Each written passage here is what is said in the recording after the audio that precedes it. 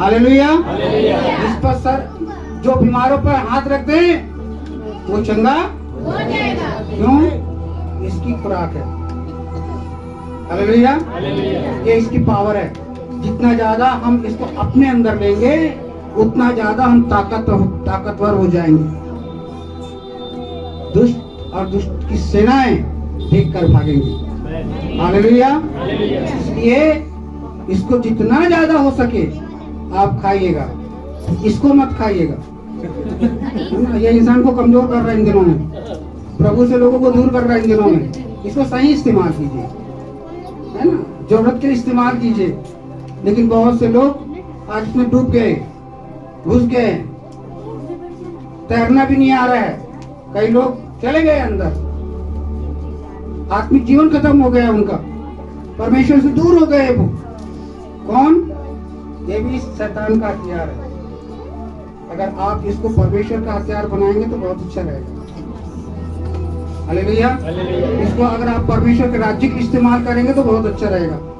जहां आपने अपने इस्तेमाल किया, शैतान पकड़ लिया और दिन रात लगे रहेंगे इसमें, देखते रहेंगे। दौरा पड़ने लग गया बच्चों को। हालेलुया। तो सावधान रहिए, हमको ये खाना है। हालेलुया। ये खाना है, ये ऐसी चीज है जिसे परमेश्वर का मोहब्बत, प्यार हमको एहसास होता है। परमेश्वर का जो कार्य है उस सृष्टि से शुरू होती है और सृष्टि में ही खत्म हो जाती है।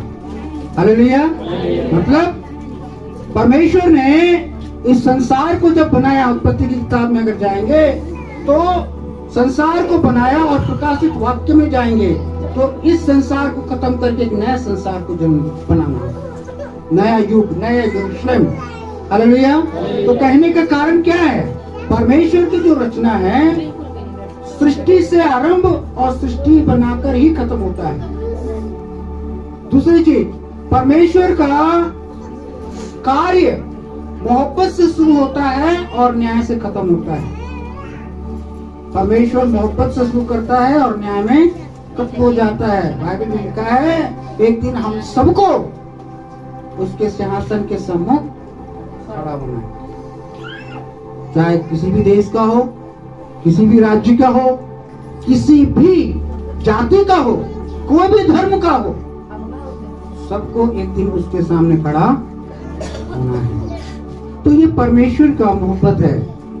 मैं पहले भी कई बार जब मैं आता था बोलता था, ये खुदा की ओर से एक लव लेटर है, परमेश्वर की मोहब्बत, प्रेम पत्र है। मैं अक्सर कहता हूँ। और जब किसी को मोहब्बत, प्रेम पत्र मिलता है, उसकी शादी नहीं हुआ होता और शादी नहीं हुआ होता है, और किसी लड़की या लड़का को, आजकल तो मोबाइल से हो गया ना, सब कुछ मोबाइल में होता है। हमारे समय में तो जो है, जब हम उस समय थे तो हम देखते थे कि लव लेटर लोग लिखते थे तो 10 बार किसी पेड़ के नीचे बैठ के पढ़ना, किसी नदी के सामने जाकर पढ़ना, उसको 10 बार पढ़ते रहते थे। उनको अच्छा लगता था कि मेरा प्रेमी का लेटर है ये, मेरा प्रेमिका का लेटर है ये। वो पढ़ते रहना, पढ़ते रहना, पढ़ते रहना जब तक दूसरा लेटर ना आ जाए, है ना। ये भी खुदा का मोहब्बत का लेटर है। आमीन। हालेलुया। जितना ज्यादा इसको पढ़ोगे खुदा की मोहब्बत में समाते चले जाओगे। मेरे प्रियो, अभी मैं आ रहा था रास्ते में, तो मैं प्रार्थना करते हुए आ रहा था, तो प्रभु का एक वचन मेरे जीवन में कार्य किया। उत्पत्ति की किताब में अगर आप उनको पढ़िएगा जरूर। प्रभु ने कहा कि तू मेरी उपस्थिति में चल और शुद्ध होता जा। शुद्ध होने का मतलब है जो काम आप कर रहे हैं उसमें कामयाब होना, सफलता हासिल करना। कब मिलेगा? जब हम उसकी उपस्थिति में रहेंगे। चाहे आप नौकरी कर रहे हो, चाहे आप बिजनेस कर रहे हो, चाहे सेवा कर रहे हो, लेकिन शर्त क्या है? उसकी उपस्थिति में रहना और उससे प्यार करना, उससे प्यार करना। ये सारी अलग बातें हैं। इन दिनों में जो क्रिसमस का जो महीना है, इन महीनों में एक नया विषय को जो मैं इन दिनों में लोगों के पास जाकर दे रहा हूँ, और वो एक ही विषय है, और वो ये है प्यार। हालेलुया। और जाना माना वचन को, जिसे परमेश्वर के वचन का की माना जाता है। किसी घर में जाते हैं, आपके घर जब जाते हैं तो क्या करते हैं? पहले ताला खोलते हैं, है ना? तो बाइबल में एक कलाम है जिसके द्वारा खोला जाता है। कौन सा कलाम है? कौन सा कलाम? हाँ जी, 3:16। हाँ, प्रेज़ द लॉर्ड, हालेलुया। वो चाबी है ना? आप कोई भी बाइबल खोलेंगे, जैसे कोई नया बाइबल भी होगा, नया नियम भी होगा, उसमें जो है जब पुराना नियम होता था, ये तो नहीं है, जो नया नियम होता था उसमें 3:16 और हर भाषा में दिया जाता है।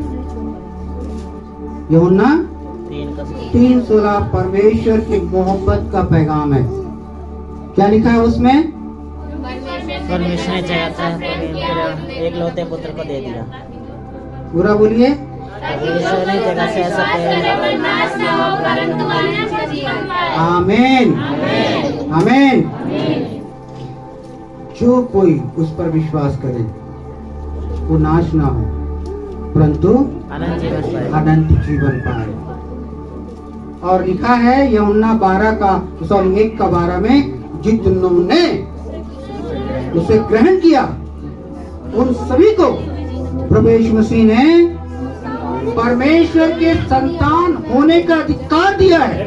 Hallelujah, hallelujah.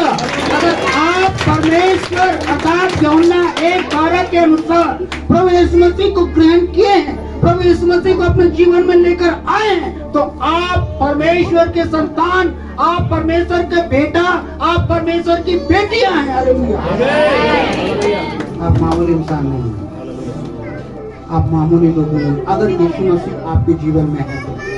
क्योंकि यीशु मसीह ने अधिकार ठहराया है, लिखा है, ठहराया है, नियुक्त किया है उन सभी लोगों के लिए जिन्होंने यीशु मसीह को ग्रहण किया है। इसलिए मेरे प्रियो, आपको ये ध्यान रखना है। हालेलुया। एक चीज आगे पढ़ने से पहले मैं जो एक खास चीज जो मैं बताता हूँ इन दिनों में, और वो ये है, प्रभु यीशु मसीह ने कहा है, जहाँ 2 या 3 मेरे नाम से इकट्ठे होते हैं उनके बीच में मैं उपस्थित रहता हूँ। और पवित्र आत्मा के स्वरूप में प्रभु यीशु मसीह हमारे बीच में शामिल होते हैं, हाजिर होते हैं। यीशु मसीह नहीं, परंतु यीशु मसीह की स्वभाव, यीशु मसीह के उन कार्यों को लेकर के कौन हमारे बीच में आता है? पवित्र आत्मा परमेश्वर।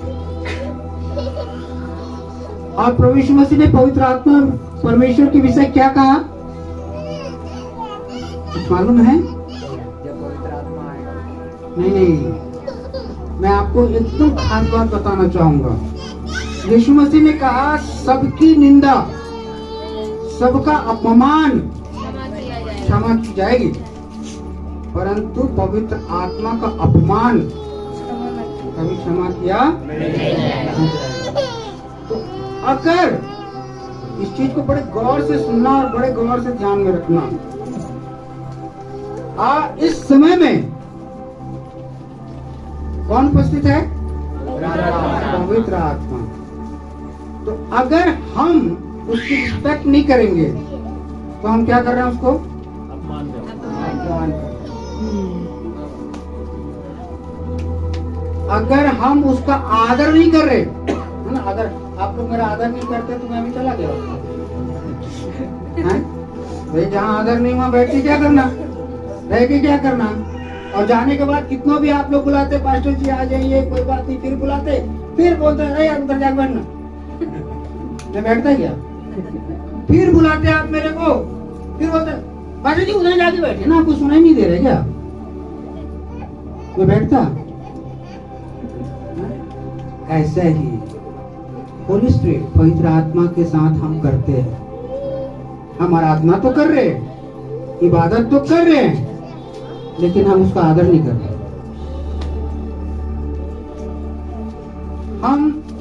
वचन को छोड़, प्रार्थना को छोड़, संदेश को छोड़, अगर हमारा ध्यान इधर उधर जाता है तो इसका मतलब हम पवित्र आत्मा का अपमान कर रहे हैं, क्योंकि पवित्र आत्मा हमारे बीच में उपस्थित होकर जो परमेश्वर के कामों को प्रकट करता है, परमेश्वर के वचन को प्रभु के दास के जीवन में डालता है।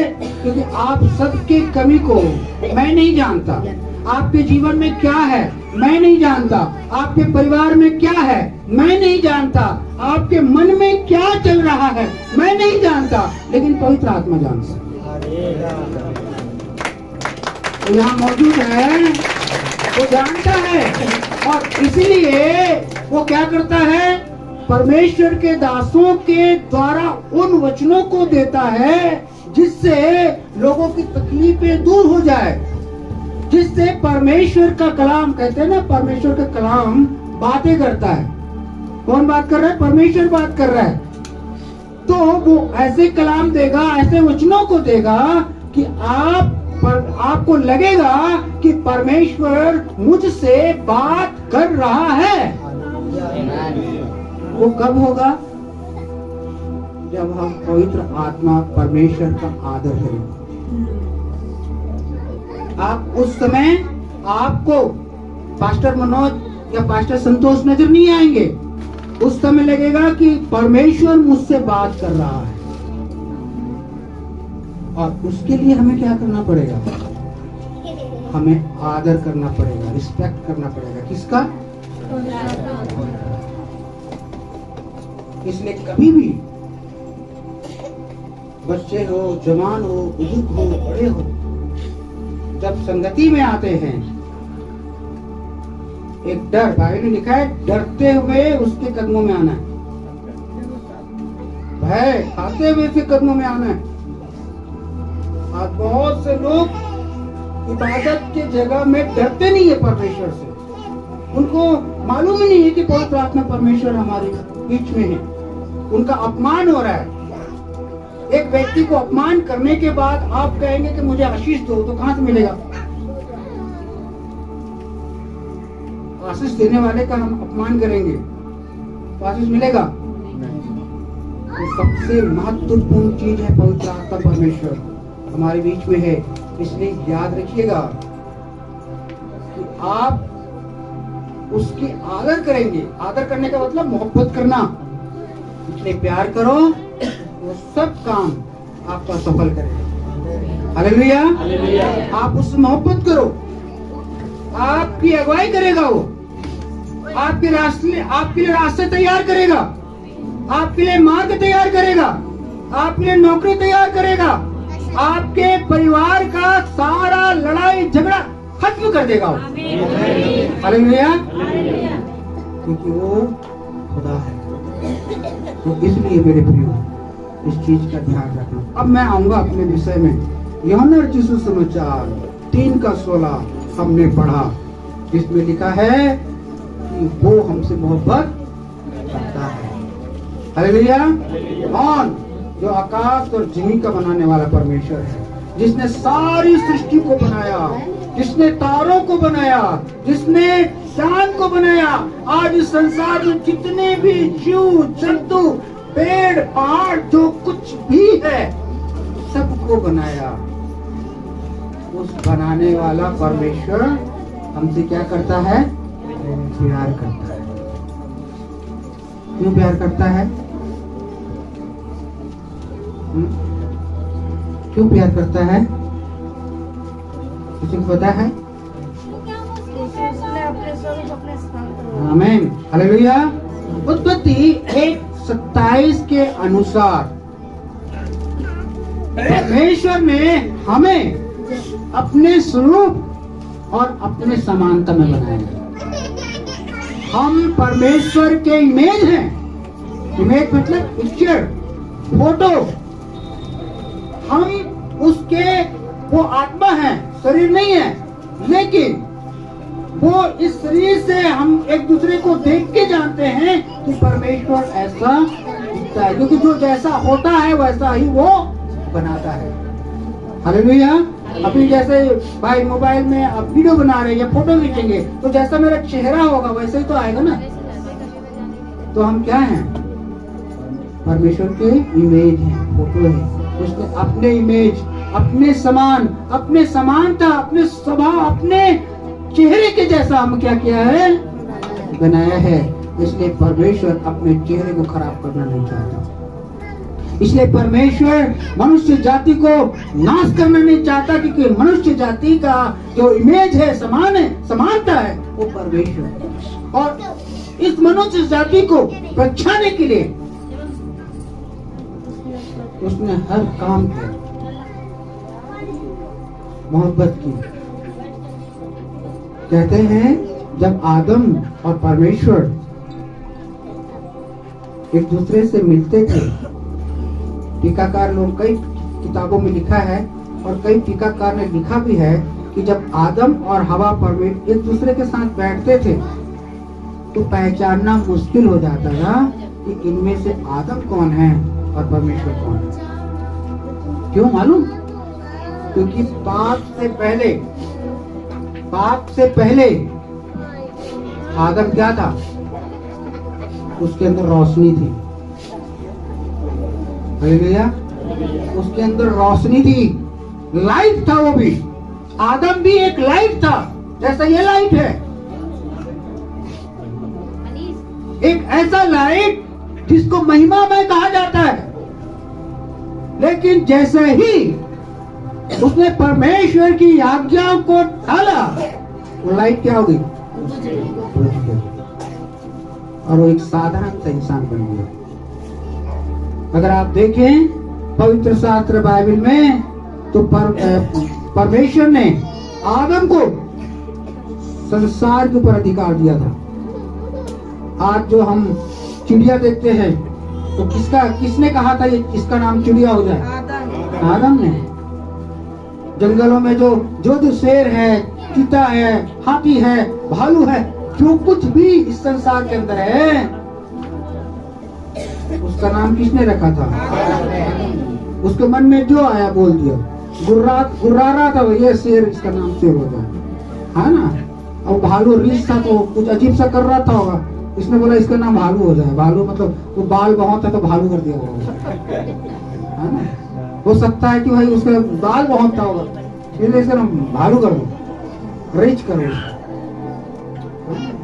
लायन है ना, तो लायन इसलिए बाइबल में लिखा है वो यहूदा गोत्र का सिंह है, सिंह है ना। उसका सही संदर्भ में भी जाएंगे तो सिंह कहलाता है ना।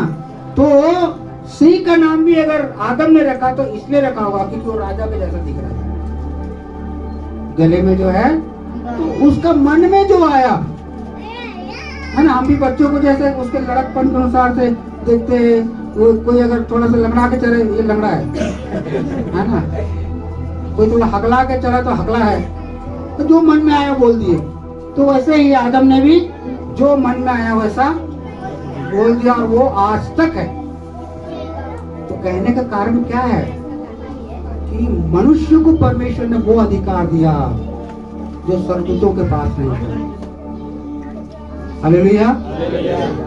मनुष्य के पास वो अधिकार परमेश्वर ने दिया जो स्वर्गदूतों के पास। लेकिन जिन्हें बता रहे थे तो मुझे याद आया, बहुत से लोग अपने आप को स्वर्गदूत बनाने की कोशिश करते हैं, धर्मी है ना, धर्मी बनाना और स्वर्गदूत का उसका एक करना। तो इसीलिए कई चीजों में आपको स्वर्गदूत की स्वभाव धारण नहीं करना। मुझे स्वर्गदूत के स्वभाव को धारण नहीं करना है, परंतु मुझे यीशु मसीह की स्वभाव को धारण करना है। आमीन। क्योंकि यीशु मसीह का जो स्वभाव है वो लोगों से मोहब्बत करता है, प्यार करता है। और स्वर्गदूतों का स्वभाव दूसरों के अंदर कमी निकालता है। हमको कमी निकालने वाले नहीं बनना, हम उस कमी को दूर करने वाले बनना। आमीन। मेरे भाई में अगर कोई गलती है, मेरे बहन में अगर कोई गलती है, तो उस गलती को दूर करने के लिए मैं वो सारा प्रयास करूंगा, जो मुझे परमेश्वर ने सौंपा है, लेकिन मैं अपने भाई और बहन की गलतियों को उजागर नहीं करूंगा, क्योंकि बाइबल में लिखा है जो प्रेम करता है वो डांटता है, और उसका एक और भी है, जो प्रेम करता है अपने भाई बहन की गलती को ढांप देता है। इसलिए फिलिपियों की किताब 2 अध्याय उसको 4 और 5 पद के अनुसार से हमें प्रभु यीशु मसीह के स्वभाव में होना है। अपनी हित की नहीं, दूसरों की हित की चिंता करना है। हालेलुया। मसीह का मतलब ही है दूसरों की चिंता करना, मदद करना। यीशु मसीह स्वर्ग छोड़कर जमीन पर आए, परमेश्वर होकर के एक मानव जाति का रूप धारण किया। कब धारण किया? आज से 2000 साल पहले। और पैदा होते ही उन्होंने आपका और मेरा दुख को धारण कर लिया। चरनी का मतलब है यीशु मसीह दुखों को धारण करना। किसका? हम सबको। पूरे मानव जाति के पाप के लिए वो बाद में मरा, लेकिन पैदा होते ही उसने पूरे मानव जाति के दुख को अपने जीवन में धारण कर लिया। चरनी उसका प्रतीक है कि ईश्वर होकर, परमेश्वर होकर, राजाओं का राजा होकर के भी कहाँ पैदा हुआ? चरनी में। वो चरनी का मतलब है आपका और मेरा दुख अपने ऊपर लेना। तो उसने आपका और मेरा दुख अपने ऊपर धारण किया, आपकी समस्याओं को अपने जीवन में लिया, आपकी बीमारी को अपने जीवन में लिया, और समय के अनुसार पूरे मानव जाति के पाप के लिए, पूरे मानव जाति के पाप के लिए वो कुर्बान हो गए, आपके लिए और मेरे लिए। मेरे प्रियो, कहने का अर्थ यह है कि हमको धारण करना है। क्या धारण करना है? यीशु मसीह की स्वभाव, यीशु मसीह का जीवन, यीशु मसीह का कार्य, जो कुछ प्रभु यीशु मसीह ने हमको सौंपा है। और ये तभी हो सकता है जब आप यीशु मसीह से प्यार करेंगे। हालेलुया। जब आप यीशु मसीह से प्यार करेंगे, आप बहुतों के आशीष का कारण बन जाएंगे। आमीन, आमीन। क्योंकि यीशु मसीह ने कहा, जो जल मैं तुमको दूंगा वो क्या हो जाएगा? हैं? कभी प्यासा ना होगा, परंतु उमड़ता रहेगा, वो बहेगा। हालेलुया। वो बहेगा, रुकेगा नहीं। जिसने यीशु मसीह को ग्रहण कर लिया, वो बिना बोले रह नहीं सकता कि मैं यीशु मसीह का हूं। मैं पास्टर जी जाते हैं, पास्टर जी को मालूम नहीं था, मैंने बताया, ये सेवकाई के साथ में मेरा बिजनेस भी है ना। तो मैं जहां भी जाता हूं, मैं उनको बोलता हूं कि भाई मैं एक मसीही हूं, मैं एक क्रिश्चियन हूं, और जो भी मैं करता हूं वो परमेश्वर की महिमा के लिए करता हूं। हालेलुया। इसका बेनिफिट हम बहुत से, मैं बताता हूं कि मेरे बिजनेस का जो फायदा होता है उसको हम कहां इस्तेमाल करते हैं, हम बताते हैं उनको। और क्या है ये? कितना बड़ा भी सेठ हो, मैं गवाही दे देता हूं। यही सबसे बड़ी गवाही है कि मैं यीशु मसीह का हूं। आमीन। यही सबसे बड़ी गवाही है। किसी के बीच में भी जाकर बोल देना कि मैं यीशु मसीह का हूं, यही गवाही है। मारना है तो मारो, काटना है तो काटो, कोई मतलब हमें नहीं है। मैं यीशु मसीह का हूं तो हूं, जैसा हमारा परमेश्वर कहता है मैं हूं सो हूं। हालेलुया। हमारा परमेश्वर ने कहा मैं हूं सो, उसी प्रकार से मैं यीशु मसीह का हूं सो हूं भाई, कोई दो राय है ही नहीं। आप चाहे हमको मार दो, चाहे काट दो, चाहे हमारा विरोध कर लो, कुछ भी कर लो, लेकिन ये सबसे बड़ी गवाही होता है यीशु मसीह का कहलाना, परमेश्वर का संतान कहलाना होता है। इब्रानी की किताब में लिखा है वो हमारा बड़ा भाई है, पहलौठा है वो। पहलौठा का मतलब समझते हैं? सबसे पहला और बड़ा, घर का सबसे बड़ा लड़का। हालेलुया। वो हमारा भाई है। यीशु मसीह ने हमें मित्र कहा। आज तक किसी ग्रंथ में और किसी भी खुदा ने यीशु मसीह को छोड़ करके किसी ने नहीं कहा कि जहां मैं रहूंगा तुम रहोगे। हमें आकाश और जमीन के नीचे एक बहन गाना गा रही थी, बड़ा अच्छा लग रहा था। कोई नहीं भैया, कोई नहीं, है ना। प्रेतों का 4:12 के अनुसार से आकाश के नीचे और जमीन पर और कोई ऐसा खुदा है ही नहीं। तो ये कहा हो कि जहां मैं रहूंगा वहां तुम भी रहोगे। आमीन। Hallelujah, hallelujah. मैं अक्सर कहते रहता हूँ, लोग कहते हैं कि भाई रास्ते चेंज करो, थोड़ा बदलाव आ जाए, ये कर लो। मैं बोला भाई कितना साल जिएंगे, आजकल तो सब 50 साल में खत्म हो जा रहे हैं, 60 साल तक ज्यादा से ज्यादा जिएंगे और 70 जाएंगे ज्यादा ज्यादा। बाइबल में लिखा है थोड़ा अच्छा से खाएंगे तो 70 तक जिएंगे, थोड़ा बहुत ज्यादा जी लिए। लेकिन इस संसार के साथ सुख में रहना, मुझे दुख में रहना अच्छा है, ताकि मैं अपने यीशु के साथ रह सकूं। आमीन। हालेलुया। मूसा राजमहलों को छोड़ करके अपने लोगों के साथ रहा और कहता है अच्छा है कि मैं अपने लोगों के साथ रहूं। आप अपने प्रभु के लोगों के साथ रहिए। समस्या है, तकलीफें है, लेकिन इतनी भी तकलीफ नहीं कि परमेश्वर उसका निदान ना कर सके या उसका सोल्यूशन ना निकाल सके। वो दुख नहीं देगा। दुखों में साथ रहने वाला परमेश्वर है वो, आपके साथ रहने वाला परमेश्वर है वो। इस संसार के अंदर में हो सकता है, कई बार होता है, बाइबल में लिखा है वो बात एकदम सत्य है। यशायाह नबी की किताब 49 अध्याय है, उसका 15-16 पद आप घर में जाके पढ़िएगा। लिखा है दूध पिलाने वाली माँ, है ना, उसको किसको याद है? दूध पिलाने वाली माँ एक बार दूध पिलाने वाली माँ अपने बच्चे का ध्यान हट सकता है, उसका भूल सकती है, लिखा है, लेकिन मैं तुम्हें कभी भी नहीं भूलूंगी, ना छोड़ूंगी।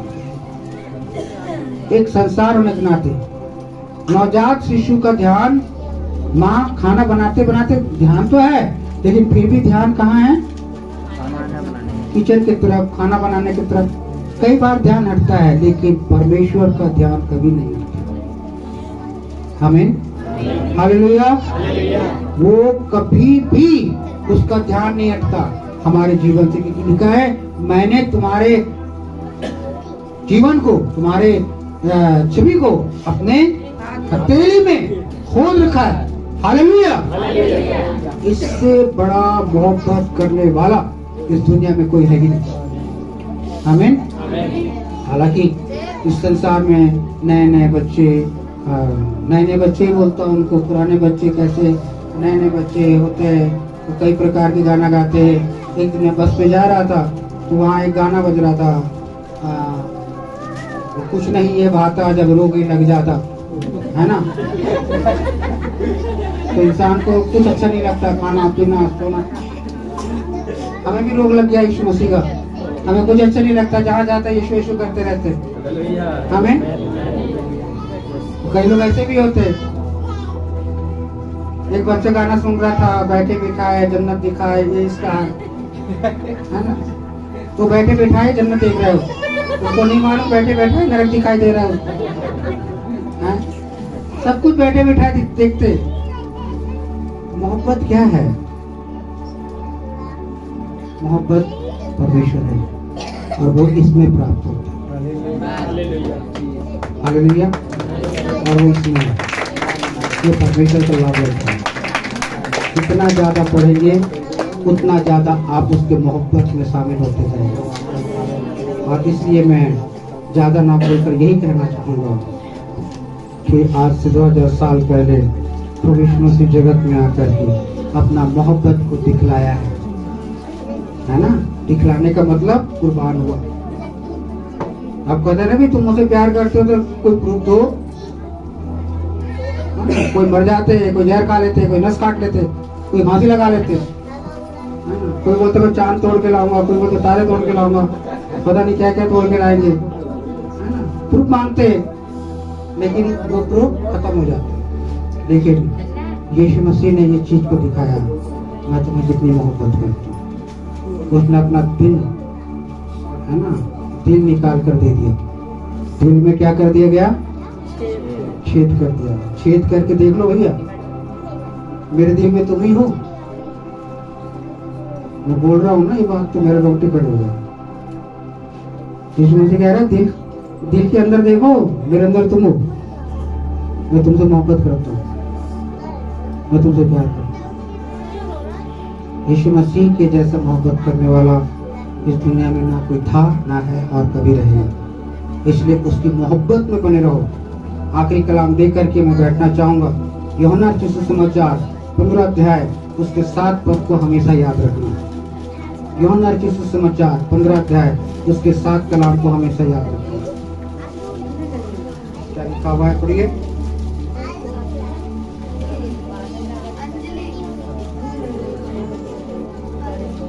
पढ़िए। यदि तुम मुझ में बने रहो और मेरा वचन तुम में बना रहे तो जो चाहो मांगो और वह तुम्हें मिल जाएगा। आमीन। यदि तुम मुझ में बने रहो और मेरी बातें तुम में बनी रहे तो जो कुछ मांगो वो तुमको मिल जाएगा, क्योंकि वो हमारा बाप है। और एक बाप अपने बच्चे जब उससे मांगते हैं वो दिए बगैर चैन से नहीं बैठ सकता। हालेलुया। दिए बगैर चैन से नहीं बैठ सकता। भाई मेरे बच्चे ने ये चीज मांगी है, मुझे देना है। आर्थिक समस्या कुछ भी रह जाए, लेकिन वो कभी ना कभी उस चीजों को देने के लिए वो हर एक संघर्ष करेगा कि मुझे मेरी बेटी को ये चीज देना है या मेरे बेटे को ये सामान देना है, मुझे ला कर देना है। और जब तक ला कर नहीं दे देता तब तक वो बाप चैन से नहीं बैठता है। खुदा भी जब तक हमें आशीष नहीं दे देता ना, वो भी चैन से नहीं बैठते। आमीन। कब? जब हम उसे प्यार करते, जब उसके प्रति वफादार होते, जब इस कलाम के अनुसार उसमें बने रहते, उसमें जब बने रहते हैं तो जो कुछ हमको मांगते हैं वो हमको मिल जाता है। आमीन। तो परमेश्वर से मोहब्बत करो, सारे आशीष है आपके पास। खुदा के कलाम से मोहब्बत करो, सारे आशीषों का द्वार आपको लेगा। परमेश्वर आप सबको आशीष दे।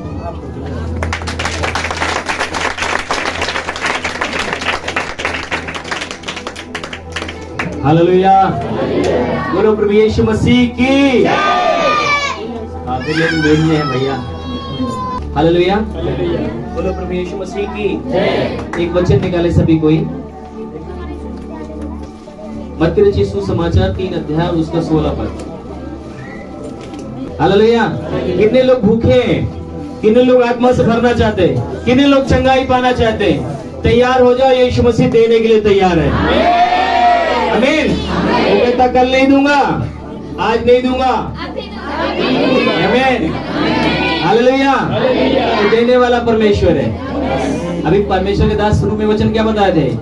परमेश्वर ने जगत से प्रेम रखा। प्रेम ये भी नहीं जान दिया है, उसकी सामर्थ प्रकट होती है, उसकी पावर प्रकट होती है, उसकी पावर आपके अंदर बहेगी, तब लोग देखेंगे, कहेंगे हाँ ये यीशु का बेटा और बेटी है। आपकी स्थिति, आपके हालात बदलेंगे। आमीन। क्योंकि जहां पर वो उपस्थित होता है वहां पर उसका भाव और उसका सामर्थ काम करता है। हालेलुया, बोलो प्रभु यीशु मसीह की। जो लोग अंधियारे में बैठे थे, जो लोग चुप्पे से बैठे, जो लोग दर्द में बैठे थे, पता है उजाला को देखा। क्या देखा? वैसा उजाला आपके जीवन को बदलेगा। 3:16 पढ़िएगा, मत्ती 3:16। और यीशु बपतिस्मा लेकर तुरंत, 1 मिनट भैया, 4:16 है, सॉरी 3 रख दिए थे, गड़बड़ हो गया था। ठीक है, कोई बात नहीं, पढ़िए। जो लोग अंधकार में बैठे थे, जो लोग अंधकार में बैठे थे, उन्होंने बड़ी ज्योति देखी। उन्होंने एक बड़ी प्रकाश, एक बड़ी ज्योति देखी। और जो मृत्यु के देश और छाया में, जो मृत्यु के देश और छाया में बैठे थे, उन पर ज्योति चमकी। उन पर क्या चमकी? जोर से बोलो, क्या चमकी? ध्यान रखना, पता है कुछ लोग ज्योति का इंतजार करते रहते हैं। वो लोग के ऊपर भी अंधियारा छाया हुआ था।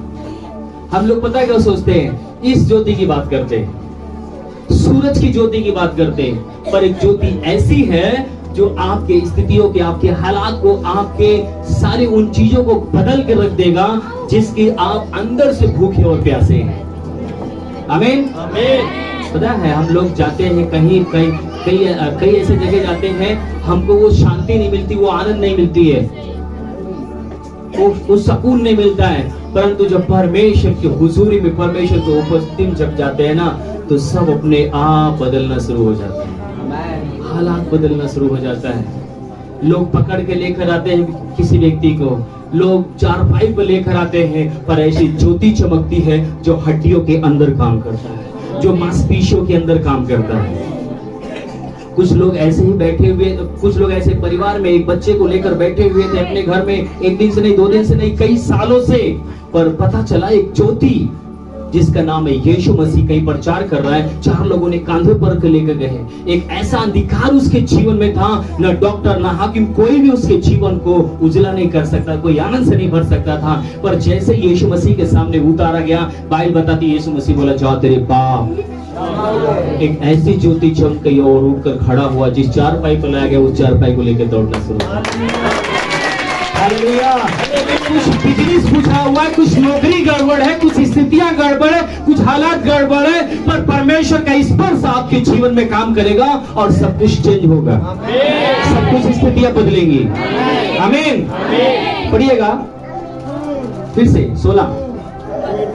जो लोग अंधकार में बैठे थे, जो लोग अंधकार में बैठे थे, उन्होंने बड़ी ज्योति देखी। उन्होंने एक बड़ी ज्योति देखी। और जो मृत्यु के देश और छाया में बैठे थे, जो छाया में बैठे थे, उन पर ज्योति चमकी। उन सब के ऊपर एक ज्योति चमकी। और उस समय से यीशु ने प्रचार करना, उस समय ने यीशु मसीह ने प्रचार करना आरंभ किया।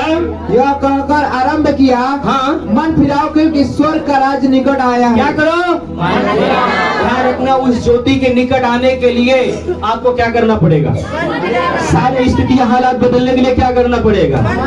आज प्रभु के दास जो आपको सिखाए, यही सिखाए कि उस ज्योति के पास आने से पहले बहुत सारी कुछ बताए थे। मोबाइल में मैंने ऐसे सुना, बस में ऐसे सुना, वो सब से फिर कर ज्योति के पास आओगे, तभी वो ज्योति आपके जीवन में काम करेगा।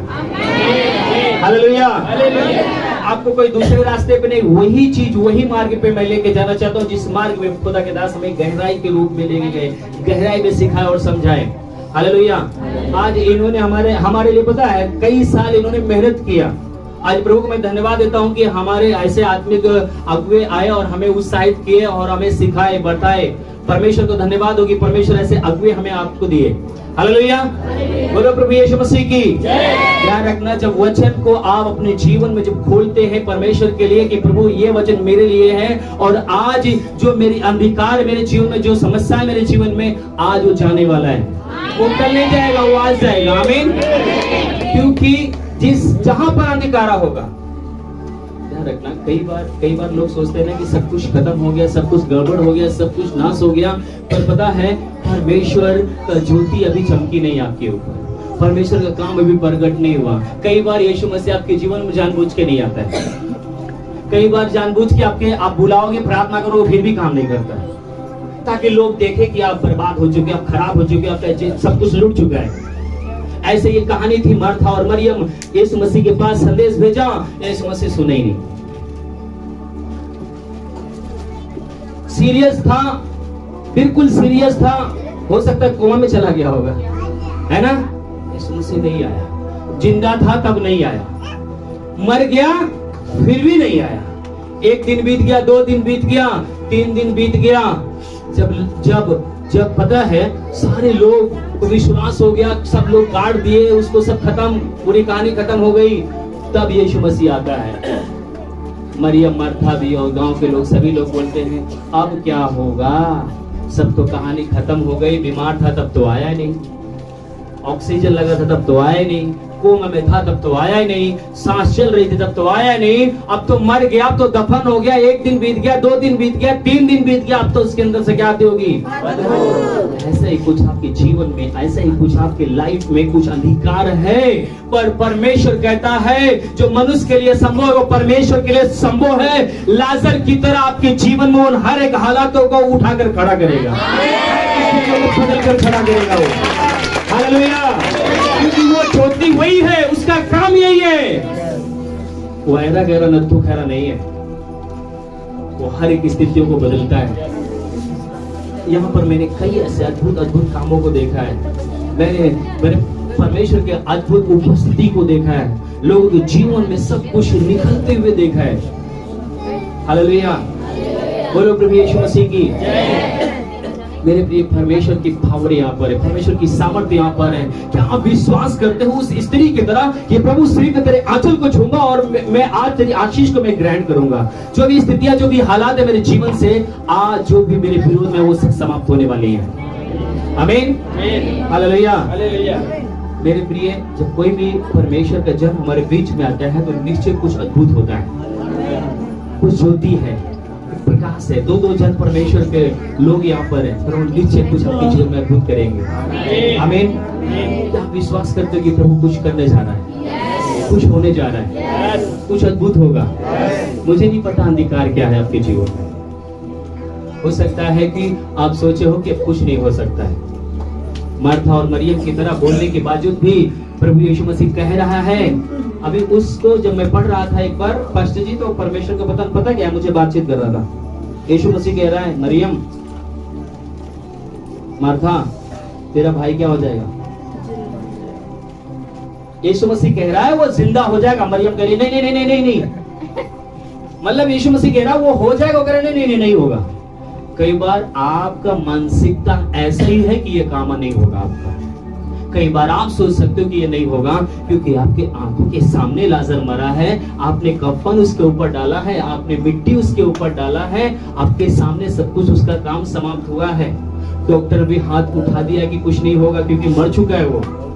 पर अब आपका सोच, आपका विचार, आपका पूरा पढ़ाई लिखाई सब कुछ क्या हो गया, फेल हो गया। कई जगह बिजनेस में, कई जगह नौकरी में, कई ऐसे स्थानों पे, कई ऐसे स्थितियों में आप सोच रहे कुछ नहीं होगा। पर ध्यान रखना, परमेश्वर का एक आवाज, एक स्पर्श काफी है, एक आवाज काफी है। वो आपके कानों में जाएगी, वो मरी हुई चीजें आपके अंदर से बाहर निकलना शुरू हो जाएगी।